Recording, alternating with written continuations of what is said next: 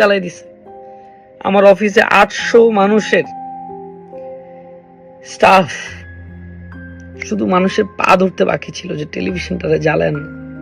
ভালো নেই তৌহিদউদ্দিন আফ্রিদি। ঘর বাড়ি, অফিস, ব্যবসা প্রতিষ্ঠান সব কিছু ভেঙে চুরমার করে দেয় দুর্বৃত্তরা। বাবার কঠোর পরিশ্রমে গড়ে ওঠা মাই টিভিও ভেঙে দেয়। লাইভে এসে কেঁদে কেঁদে এভাবেই সব কিছুর কথা জানান আফ্রিদি।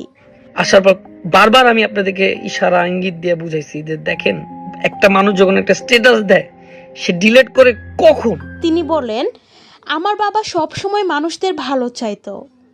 আমার মনে হয় এই ভাঙচুর কোনো ছাত্ররা করেনি। আমাকে কেউ বিশ্বাস করাতে পারবে না এইগুলো ছাত্রদের কাজ।